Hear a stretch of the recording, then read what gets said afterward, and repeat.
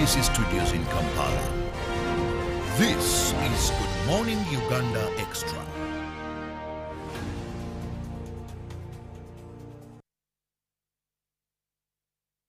Welcome to the Extra. Thank you so much for being with us on UBC TV. I'm Robert Chirabo Nyonyintono. What a lovely day that the Lord has made. We are gifted in our country, just like Winston Churchill said. When he reached Uganda, he looked at the weather and he said, wow, this is the pearl of Africa. So in case you've just entered our country, you've booked into your hotel room, welcome to the pearl of Africa. And you're watching UBC TV. This is the Extra. Robert Chirabo Nyonyintono. But just a quick reminder, we are always here from 6:30. You can't miss the Fantastic Four, the big team that you may never see behind the cameras, and our technicians who make it an endeavor that we come straight to you wherever you are, and we ensure you start your day very, very informed of what is happening locally, internationally, but also try to have those light moments. Sometimes the night could be so hard. I don't want you to die of heart disease, shocks and all that. So we brighten up and spice up your morning with light moments. Now, I've just talked about the heart. And this time, not issues of love, no. But we want to look at issues of the heart and nutrition. That's right. Are you aware that what you eat has an impact on your heart? Well, I'm not a specialist here, but at least I have a specialist that will guide me on top of my research. Join me, welcome Musoga Dennis, who is an expert in nutrition and head of nutrition department, Uganda Heart Institute. You're most welcome, Dennis. Thank you very much, Robert. How is the Heart Institute? It's well. We're progressing. You know there are places you never visit unless you should. Oh yeah, but it's important to visit it. We actually advocate every folks to visit the Heart Institute once in a while for just checkup, regular body checkup. For Ugandans, one time I went to my physician and he was like, wow, you like, now look at this one. Do they visit you? I can only come here. An average Ugandan, we only go to health facilities when we are sick or when you're feeling... And that is where the trouble is. That is where the trouble is. Ideally, as you age, it's important to know your body. Yeah, the body changes as you age. So when you age, it's important to know your body. And the best way to know your body is to run some tests, because there are things which are hidden. You don't see them until you run a test that looks inside to see them. You get the point? So very, very crucial. We advise every person right there, go to the hospital for reasons of checkup. Know your blood pressure, know your sugar levels, know your cholesterol levels. Know your weight and height, your body mass index. Know your body. That's the relevant of knowing my height in terms of health. The height will help us calculate the body mass index. And body mass index is where we shall determine whether you're within the normal weight or your weight is going overboard. Yeah. Oh. That's right. Okay. You know, when you talk about issues of height and health, they are really very important to many people. Now, Dennis, let's look at today's topic, which is nutrition and the heart. Yeah, that's now, right. first and foremost, paint a picture for us. This organ called the heart. That's right. What's its purpose in a human body, and why should we pay so much concentration and focus on ensuring it is in good health? Yeah. The heart is a pump. You know, it's a pump, and its basic role is to pump blood throughout the body. You know, every part of your body needs the blood. Blood is what carries nutrients. All the nutrients that you need for your body function are carried by the blood, you know. And the heart, its purpose is to pump. Now, the heart never stops until you're dead. You hear me? From the moment you're born, or even before you're born, in your mommy's womb, your heart is pumping. It's pumping. It's pumping. It's pumping. You know, until you die. It never stops. You hear it? It never stops. And its role is to pump blood. It's just like when you start a car. When you start a car and you're moving, the car has a pump which pumps fuel to the car engine and then back. So that's how the heart works. Pumps blood to the body, and then the blood gets back to the heart, then to the heart, to the lungs to be oxygenated, and then back to the body, and then back to the heart, and then to the lungs to be oxygenated, like that. It's a cycle. You hear me? So that's what the heart does, you know. So that means the heart should be healthy. You hear me? It should be healthy. You should make sure your heart is perfectly healthy all the time, because if it doesn't get healthy, or it's not healthy, it will fail to pump blood very, very well. And that is why you'll find people are weak, people stroke out, people have edema, I mean, people are in heart failure.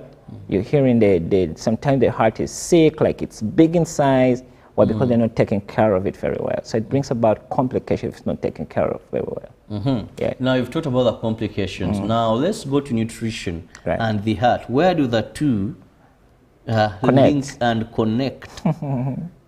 Because one would believe if I run, if I exercise, if I go to the gym, that's no need sufficient. to concentrate on what I eat. As long as I burn the calories, I exercise it, I run, I breathe in, I breathe out. Yes. You see, nutrition is like fuel for the body. Actually, the purpose of nutrition is to give you fuel. Because one of the things we get from nutrition is energy. You hear me? Energy, we get, of course, the proteins and stuff. But basically to give you fuel for what? For the body. Now, nutrition is what we are. You just imagine, Robert, you were born and you were not fed. You wouldn't be here. You hear me? The reason to why you've grown up to being an adult is because of diet, nutrition, what you eat. So that's why it comes as saying we are what we eat. Basically, what we eat has made us who we are. So nutrition is so important. And of course, nutrition will help the heart grow. You hear me that? But the same nutrition will help the heart pump blood, because it needs energy. The heart needs energy. The heart needs some power, some energy, like electricity. You hear me? Electricity, which will come from electrolytes like potassium. You get a point? The blood vessels, the blood vessels need squeezed blood as it moves within the blood, within the vessels, you know. It squeezes it out, and that needs potassium. You hear what I'm saying? So basically, nutrition and the heart are related. They are very, very related. You cannot have a perfect heart and you're feeding poorly. It's impossible. You need to eat appropriately for your heart to function very well. Yes. Now, this generation, when you talk about feeding properly, that is also something we must understand.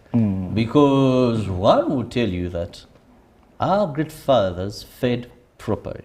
That's right. This generation, we are not. But one will also tell you, well, if I can have a pizza, I can have some KFC here, I can have some ice cream. It's good feeding. What do you call feeding properly when it comes to maintaining my heart? Yeah, feeding properly in the first place should be a well-balanced diet. Now, what we mean by a well-balanced diet is a diet which basically has all the food nutrients. It has proteins in, there are carbohydrates in there, there are vitamins in there, there are minerals in there, fiber in there, and water maybe. You're hearing that? So what we mean by eating well or eating right is absolutely taking a well-balanced diet. But again, that diet should be balanced according to age. You're hearing that? A child born can feed on breast milk and it suffices for the first 6 months. You're hearing that? But as they get to 6 months, their diet changes. They need more energy. They need more proteins. They need more everything. So you switch to supplementary feeds. When they get to teenage years, they're working so hard, running about and stuff like that. So they need more glucose, more stuff, more everything. You hear me? But as you age, when you become an adult, 30 years, 25 years, 30 years, you need to check out on these things. You need to look at your schedule, look at you, like Robert, like what do I do most? I do most of the times I'm seated on the computer, seated. Do I need the glucose? Well, I need little of it. What do I need most? I need proteins, you know, to build up my cells, to renew my cells. I need vitamins for perfect health. I need minerals and stuff. You're hearing me? So basically what we mean by diet or what you should eat depends on the age, depends on the activity. A person who wakes up early in the morning and goes downtown to mug stuff can eat so much. You hear that? A person who treks for about 2-3 kilometers could eat too much. You hear? But whereas you who drives here and then sits in your car and then comes and sits in your office up to 5 and then sit in your car and then back home, you don't need some glucose. So it depends on person to person. That's why we emphasize individualized diets. Like when you come to me, we don't have a specific diet or one fits all. No, every person is different, depending on your activity, depending on the probably drugs you're taking, the medical history, and so many things. And then we come out with an appropriate diet for you. But in a nutshell, the commonest foods for proper diet would be high vegetables. Now, high vegetables. High vegetables. Okay. What we mean by high vegetables, we mean like at least 3 servings a day. Usually I tell folks that when you get your plate, it's important to divide your plate into 4 quarters. A plate is usually round. These days we have plates which are square, fish form and stuff, but the normal plate is round. So divide a plate into 4 quarters. You know, the first quarter should be a protein food. Beans, peas, you know, beef, chicken, blah, blah, the first quarter. The second quarter should be the food now. The carbohydrate food, matokes, sweet potatoes, you know, cassava, blah, blah. Now, the third quarter should be vegetables. And the fourth quarter should be the fruits. Now, meaning your plate, half of your plate should be fruits and vegetables. Now, what's listed on that plate is actually the carbohydrate food. You get it, Robert. Now, unlike most folks, what's most on the plate is the carbohydrate food. Yes. The carbs carry all the 3 quarters with little sauce. It shouldn't be so. It shouldn't be so. As you age, it's important to eat the least food. I usually tell my clients that a feast suffices for an adult. If you're doing matoke, you want to do matoke, sweet potatoes at the same time, maybe some yam, make sure it doesn't go beyond this feast. So now here you're even looking at quantity. Quantity, right. Of what I put inside my tummy. Absolutely. If you want to get satisfied. Dennis. Yes, sir. Now you're talking of, first, depending on the nature of your work, it's important Absolutely, yeah. to know what you need more on your diet. That's right, that's right. That is one. Now, away from just knowing the various foods, the protein, the carbohydrates, I don't know if you also need iron and all that. Now, it also now goes to how much you put into your belly. That's right. That's right. Very, very important. How much you put into your belly at a certain time. And that's why we come out with that health plate. Round plate divided into 4 quarters. Vegetables and fruits should take the majority. Half of the plate. Half of the plate. Carbohydrates. Yeah, the least. On the plate. Least of it the should plate. be the food, the carbs should be the unseen. You hear me? You should just look for the unseen. Well, the least food on your plate should be the carbs. And if you eat like that, Robert, you'll not have issues with overweight, you'll not have issues with the heart. You live. You know, Robert, I get surprised. In Japan, Ugandans pray a lot. We usually pray a lot. And some of the things we pray for are pure, perfect health, finances, and blah, blah, blah, blah. You hear that? But when you look at countries like Japan, Japan doesn't pray like we do. You hear that? And yet, an average Japanese lives to be 86 years. You hear that? That's their lifespan. I didn't understand that. 86 years. Sorry about this. An average Japanese lives to be what? 86 years. A person who dies quickly in Japan or early in Japan is 86 years. And they mourn so much, you know, why he has died young or she has died young. Now, in Uganda here, our lifespan is short, about 60 years. You hear me? And yet we have better foods than Japan. Japan has limited food. Most of it is cereals, rice. You hearing that?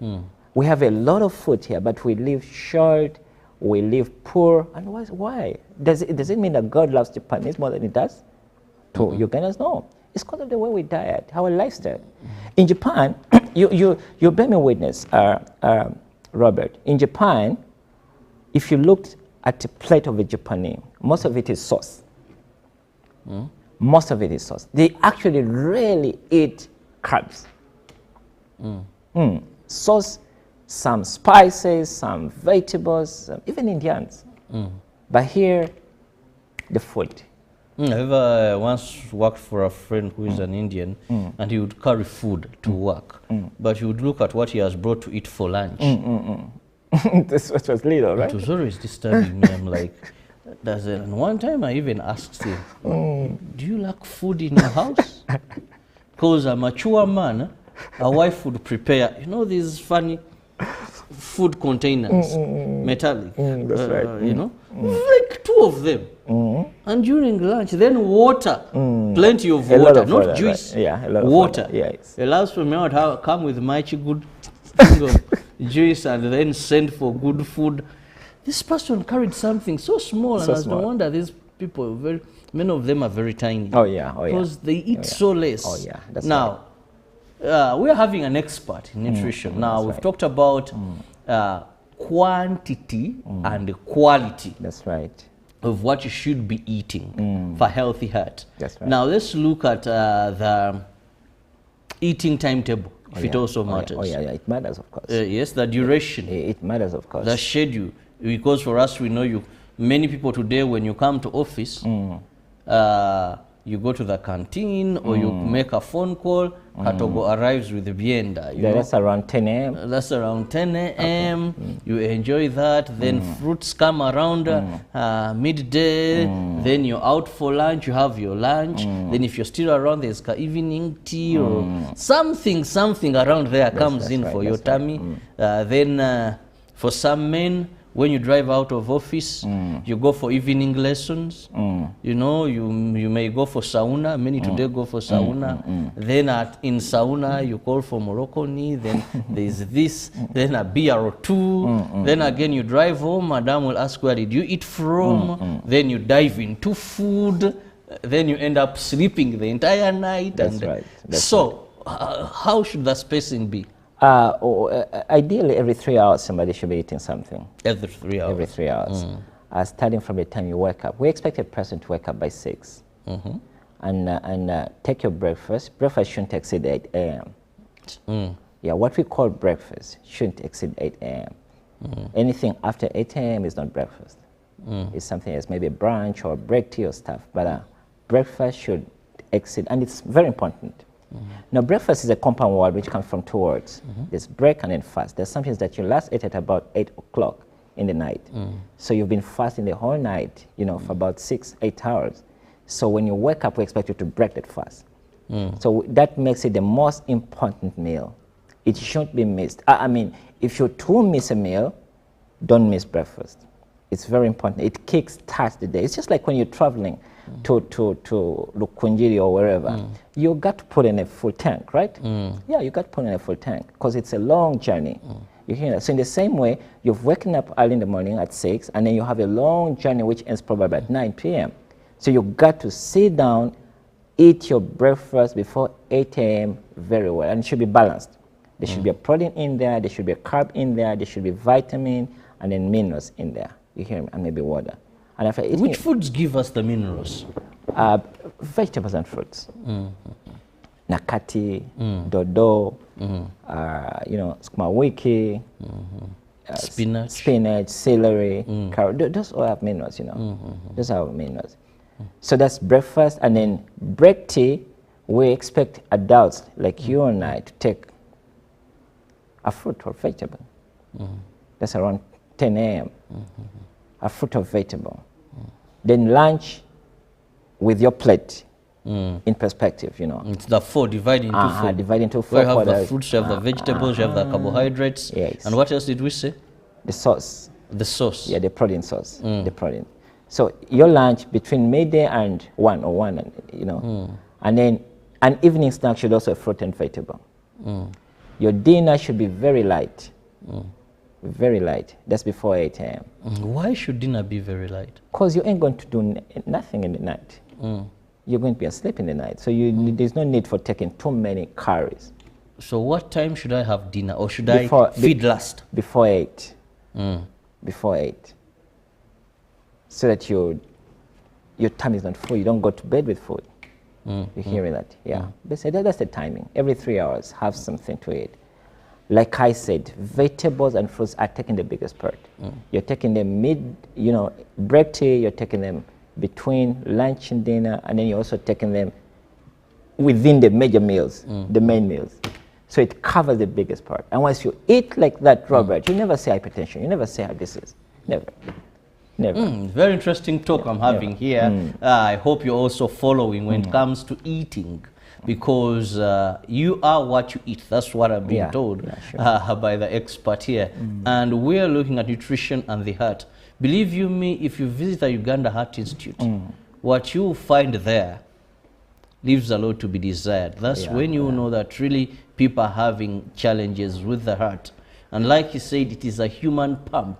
It's what pumps blood to all parts of your body. Now just imagine if your pump in your car has a problem, your fuel pump, you don't move. You just know what happens. Now think about your body where the pump has issues. They tell you there are some veins, there's the left ventricle has issues, the right ventricle has issues. This, if you remember that science anyway. So he says, and we believe, and research has proven, that good diet can save your heart from the complications you get. Most of us think about only physical exercise. I'll run, I'll swim, I'll walk. And at times, even when we go to the gym, we make the same mistakes. It's just like, Robert, it's just like washing a cloth and then putting it in the dirt again. You wash it, put it in the dirt. What are you doing? You go to the gym. What are you doing? You know how these people made it? There is a bar around the gym. So someone goes to the gym, they burn the calories, and then they run. Take them in. Then after the gym, they go to the sauna. It's like you're making a fool of yourself. Yeah, they get a beer or two. You're making a fool of yourself.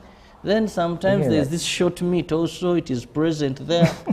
You know, at the end of the day, you take some short meat and then you go, so it becomes... You see, what happens, Robert, every time you eat the calories, you trigger off the production of insulin. And what is that? Insulin is what regulates the blood within, the sugars within the blood, you know. You hearing me? Sugar, remember, sugar is energy. It's the energy that gives us power to move and do our activity and stuff like that.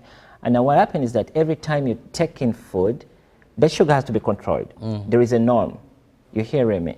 Now, if it exceeds the norm, there is the insulin. The beta cells of the pancreas produce insulin.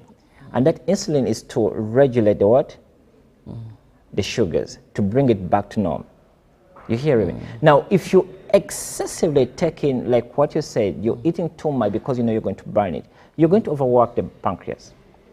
You hear me? Before you realize it will give way, and you have what we call insulin resistance. Yeah. You hear me? So it's not right to take so much because you're going to burn it. No. Take what suffices. Why? Because you overwork the pancreas will be at work all the time. It's working all the time. The insulin is producing all the time. Before you realize you're in insulin resistance, before you realize you're diabetic. And the causes of hypertension or heart conditions and diabetes are all the same. That is why when somebody's hypertensive, the chances are high is going to be diabetic. One comes after the other. They're twins, you know. The causes are the same. So it's important to eat right even when you're going to do exercise. It's not right to think like, well, I'll burn it, so let me eat the way I want, I'll burn it after all. No, it's not right. Well, allow me go for a short break. I'm still with Musoga Dennis from the Uganda Heart Institute, and he heads the nutrition department. We are looking at nutrition and the heart. We'll return shortly.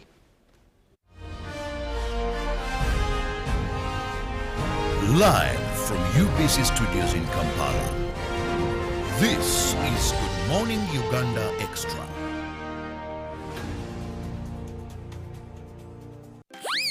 Hey kids, we're going to count today. 1, 2, 3, 4, 5. Enjoy 5 ways to love your baby, smoothen and protect your baby's skin with 5 new gentle formulations. Original to nurture your baby, aloe vera to protect your boo-boo skin, cocoa butter to comfort your pinkle, mild scent to soothe your little one, and avocado to soften your buju skin. Available in all supermarkets, retail shops, and cosmetics shops near you. Move it, baby jelly. All day confidence.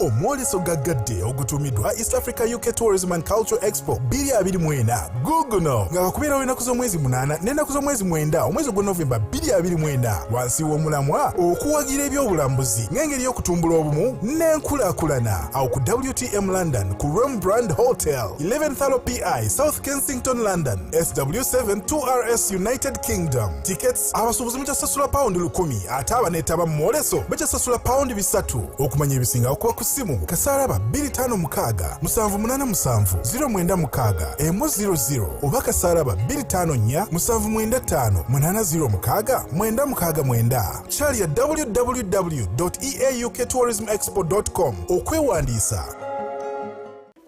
In a nation hungry for truth, a world where every story matters, there exists a beacon of trust and reliability. For decades, they've been our voice and our window to the world, holding the mirror of our history. With 4 TV stations and 11 radio channels spanning 27 languages, they stand as guardians of information, defenders of truth. With Mascari Heritage Advantage, they uphold every citizen's right to reliable and free information. Their archived stories shaped our past and illuminate our present. Yet now, as new challenges arise and the world evolves, their mission faces its greatest test yet. Be part of our journey and let's navigate the unknown, uncover the untold, and safeguard our future together. Tune into your public broadcaster, for it is the intersection of trust and truth. Because to UBC, your story, and every voice matters. UBC, inspiring Uganda.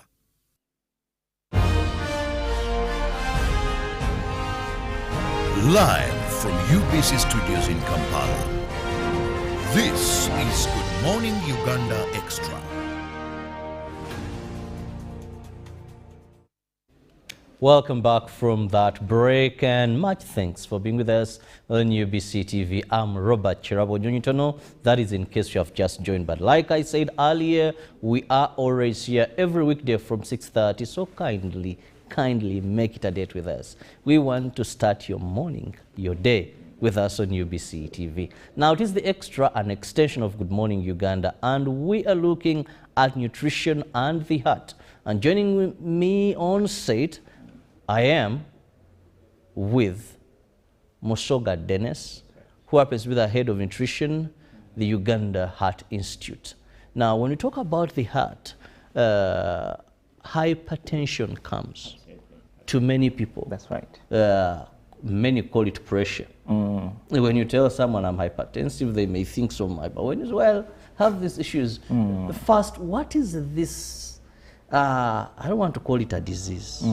What is this state? Can you describe when someone is hypertensive, what exactly is affecting their body system? Well, what we mean by hypertension is that, blood moves within the vessels, and it's supposed to move at a certain pressure. You know that pressure, like how a tap moves or water moves in pipes. So the pressure is usually 120 over 80. I mean, the BP, blood pressure, is usually measured at 2 points. It's measured when the blood is moving into the heart and when the blood is coming out of the heart. So that's why it has 2 parts. The upper part, which is called the systolic, and then the lower part, which is called the diastolic. Now what happens is that the pressure, so the pressures are different. There's one when the blood is moving into the heart, and then there's another pressure when the blood is moving out of the heart. So it's supposed to be 120 over 80 and lower, not more than 120 over 80 and lower. That's the norm. Now, when somebody's hypertensive, that pressure usually goes high. You're hearing that. It goes high to maybe 125, 130, 140, something like that. So that going high of your normal blood pressure, going high of your blood pressure is what we call hypertension. You're hearing that. And what disturbs Robert is that recently the Uganda Health Demographic Survey, that's by Ministry of Health, carried out a research, the recent research, and it came out that 1 out of 4 adults you see is hypertensive. When you count 4 people, 1, 2, 3, 4, the 4th one is hypertensive. And what worries most is that the ones that are hypertensive are not even aware. You're hearing that? That's what worries most. I mean, about 25% of our population is hypertensive, according to the Uganda Health Demography Survey. And then about 80% are not aware they're hypertensive. You're hearing that? Which is very dangerous. It's very dangerous. They're not aware. And we see this in our outreaches. We usually do outreaches, you know. One of the things we do as Heart Institute is to do outreaches and sensitize people about heart conditions. And many times when we go for outreaches, we have folks that show up and measure their BP and boom, 200 over about 120, and they were not aware about it. And we arrest them most of the time. We arrest them and tell them, look here, you're very sick, you need attention now. And there's an argument, no, I'm not sick. No, you are sick, I'm not sick, you know. Well, because the person's pressure was about 200 over 120, and they were not aware. So this research was very, very true. And remember, one thing is that globally, heart condition on CVD, we call them cardiovascular, because vascular to mean it includes the vessels as well. It has claimed globally it's about 1 billion people that are sick of hypertension and cardiovascular diseases. And annually over about close to 10 million people are dying. Can you imagine that? Close to 10 million are dying. So the thing is serious. The thing is very, very serious, you know, very, very serious. Well, indeed, when you move around, go to your village, ask anyone, the 1 out of every 4, I agree. That's right. Because this is a very big problem. Now, let's scrutinize. What exactly brings this situation? What are the risk factors? Yes. Well, the risk factors are quite many, you know, very, very many. And that is why we advocate for every person out there to develop a habit of going to the hospital to check out your BP. Let it be new. The moment you're an adult, 30 years plus, develop a habit of going to the hospital to run your tests, your BP test, so that you know how much. Why? Because the causes are many. One of them is obesity. It's a predisposing factor. The moment you begin to bulge, you hear me, to bulge, to become big. Now, what these steps, Robert, is that many times when you're growing big or when you're growing obese, folks instead applaud you. They associate you with money, you know. Robert's a loaded man, you're only leader, you know the things. You get a point. And many times, folks take it in good faith and then they think it's okay to grow big. And that is why many people are growing big and aware. It's why? Because they're applauded instead of being ridiculed and stuff, you know. So obesity is one of them. And what we mean by obesity is having a large, high body mass index. Body mass index is when we measure your weight vis-a-vis height. The weight should be in kilograms and your height should be in what? In meters. You're hearing that. And when it exceeds 25, you're called obese. You're hearing that. So the moment your body mass index is 25 and beyond, your obesity, and that's a predisposing factor, eventually hypertension will come in and other CVDs will come in. The other important thing is cigarette smoking, tobacco smoking. Seizure, cigarette smoking is very bad. Why? Every time you take in tobacco has something called nicotine, and nicotine is known to make the vessels are supposed to be soft and pliable. Why? Because blood goes through it, so it shouldn't find any resistance. But when you take in the tobacco, the nicotine makes them, you know, rigid. So they can't play like they should. And as a result, they'll begin to clog with maybe cholesterol and then eventually narrow down and then the BP goes high. You get a point? So cigarette smoking is bad. Any type of smoke, cigarette smoking, tobacco smoking, shisha, that is terrible. The other important thing is alcohol. Alcohol is terrible, Robert. Oh. Terrible. Unfortunately, Uganda is rated one of the highest drinkers of alcohol. Oh, Ugandans enjoy the bottle. You hear it, and that is terrible. Alcohol, of course, we have very... And it's very affordable and available in our country. It's available. We have different types of alcohol. We have the beers, we have the waraji, you know. The spirits. Spirits, you know, and then we have the wines and stuff. Now, the beers and the spirits are a little bit very detrimental. You know why? Beers have a lot of sugars. Very, very, very high level of sugars, you know. You get the point. And besides, it also has very high uric acid. It has purine. Purine is a type of protein which eventually, when it gets to your body, it returns to uric acid and predispose you to gout. You've heard about gout. You're hearing me. But besides, it has very, very high sugars. And remember, we talked about sugars as being detrimental. Sugar should be down, should be, you know, checked very, very well. So those are beers. Now, for the waraji, it's the spirits, you know. It's a drug.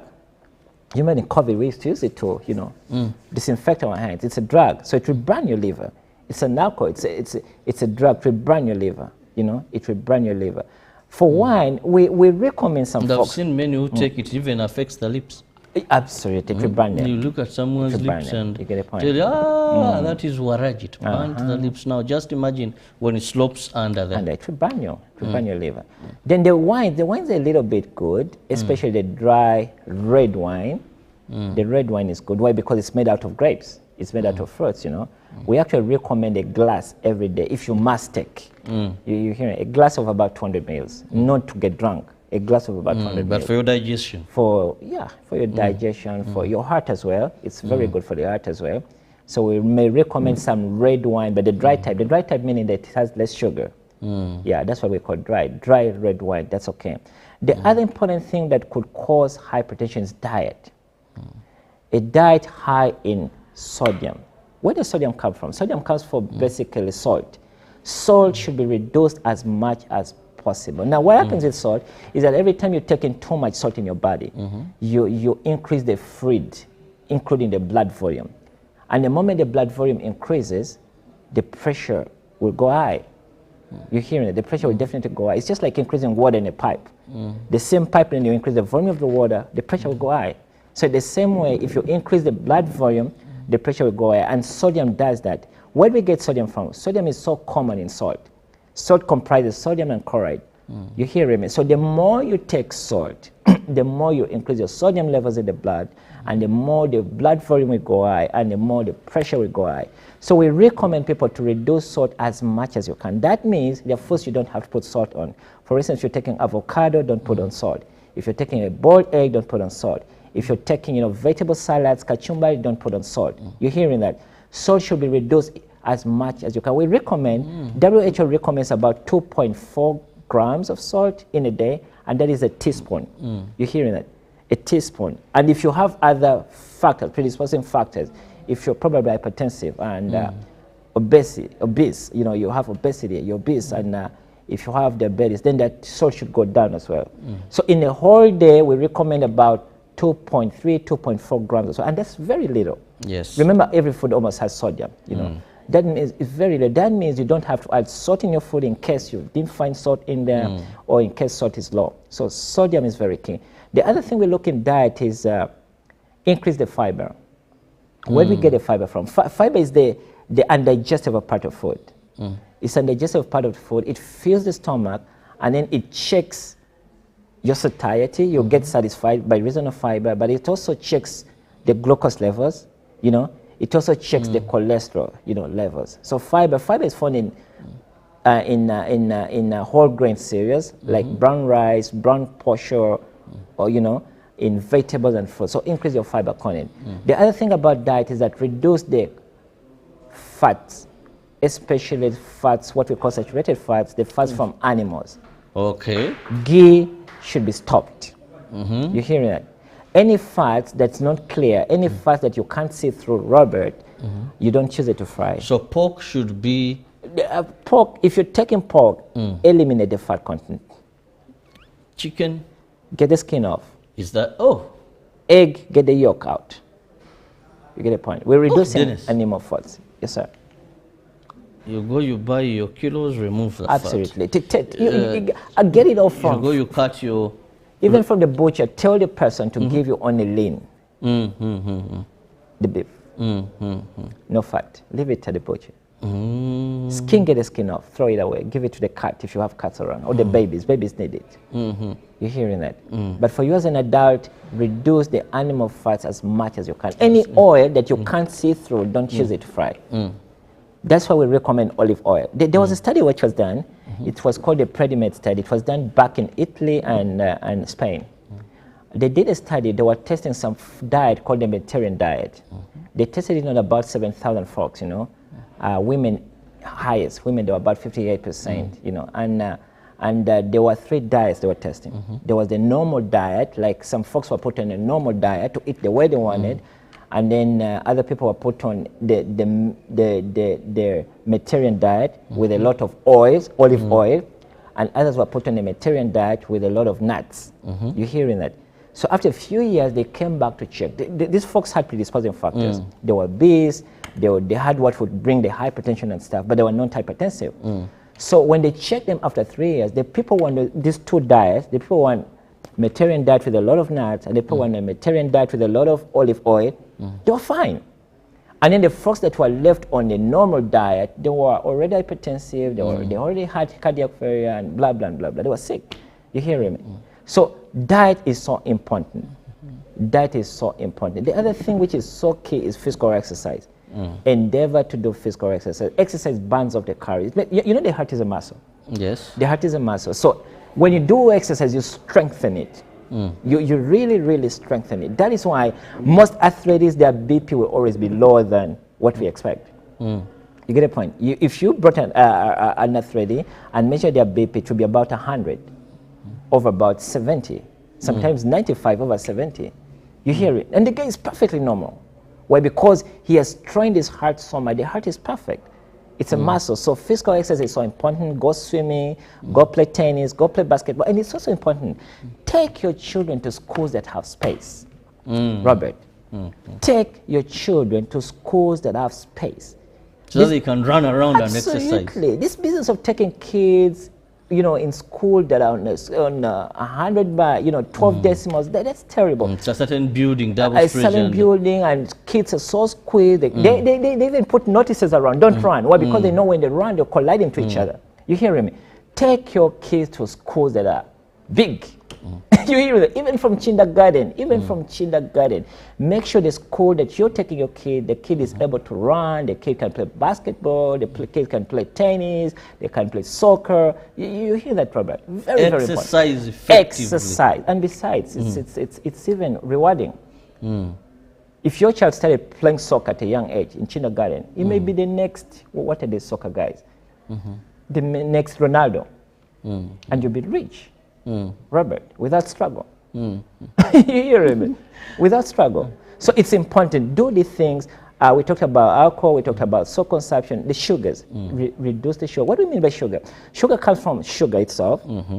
It comes from sodas. There's some beverages like sodas. It comes from white cereals, white posho. You're going to buy posho. You want the white one, rice, white rice. The potatoes. The Irish potatoes have a lot of sugar. You get the point. Reduce the sugar as much as you can. There's so many options for sugar, this crystal sugar. You could do honey, you could do brown sugar. There's also sugar like there are many sugars that you could use for your tea, right? So basically, those are the things which, if you brought down and checked, you'll eliminate hypertension and heart disease. Well, time seems to be flying. It's all been about nutrition and the heart. How best should we guard our heart? What should we take in to ensure that we do not have these complications? I told you earlier, you will only understand the challenge when you go to the Uganda Heart Institute. That is why you're going to we see have, people. on averagely, Robert, I'm sorry to interrupt. Averagely, Robert, we get about 100 patients every single day. Imagine. Majority are no patients every single day. Come to the Heart Institute for the reason. Now, and Heart Institute is not an ordinary heart hospital. It's we are the head, of course. We supervise other hospitals, but there are many other hospitals. So 100 in the Heart Institute, maybe many elsewhere. Yes. And that's a big number. And we must get out of here, but let me just have your last message to our viewer regarding nutrition and the heart. Yeah. My last message to you listening to me is that God loves you. And God doesn't expect you to die quickly. He's surprised by your premature death. The Bible is clear. Psalms 91, verse 16. The Bible says, with long life shall I satisfy you. God wants to satisfy you with long life. He expects you to live. He has a lot on your plate. There's so many things you got to do. There are things you'll do in your 40s, there are things you'll do in your 50s, there are things you'll do in your 60s, there are things you'll do in your 70s, there are things you'll do in your 80s, there are things you'll do in your 90s. So if you die prematurely, you'll be surprised to get to heaven when you got no crown. Why? Because you died so early before God expects you. So endeavor to follow the things we've talked about, eat right, follow that plate. You see the plate I told you about? Round plate divided into 4 quarters. The first 2 quarters, fruits and vegetables. The other quarter, the third quarter, are your sauce or your protein source, and the last quarter is your carbs. Let the carbs be reduced as much as you can, and by so doing, believe me, your heart will be perfect. You don't have to come to the Heart Institute. Love you. God bless you. Well, thank you so much, Musoga Dennis, who happens to be the head of nutrition at the Uganda Heart Institute. It's all been about your health and how best you can ensure that your heart is safe and protected. That pump that you have in your body that ensures it pumps blood to every part of your body has no challenges. But also regular visits. You know, you're not sick. He said it's very important to wake up and say, let me go and look, check my blood pressure and a few organs here. They're doing very well. The other thing which I forgot, Robert, is that folks need to own a blood pressure monitor back home. You hear him? Or buy a watch that monitors your BP. Or have it back home and develop a habit of checking your blood pressure back home with your entire family. Blood pressure does not have any symptom many a times. By the time you begin to feel the symptom or signs, it has started producing complications. You hear that? Yes. Blood pressure is asymptomatic, it doesn't pain, doesn't hurt, doesn't itch. The only way you can know it is by measuring it. And the easiest way to measure it is to own a BP monitor back your arm. You hearing me? Yeah, if you don't have one, you can contact us. We can get you the best BP monitor back, you know, that you can have it back home. Well, thank you so much, our viewer. We appreciate you've been with us from 6:30 till now, or you've joined along. Thank you so very much. I'm excited to have you tomorrow at 6:30. Keep it with us on UBC TV. God bless you.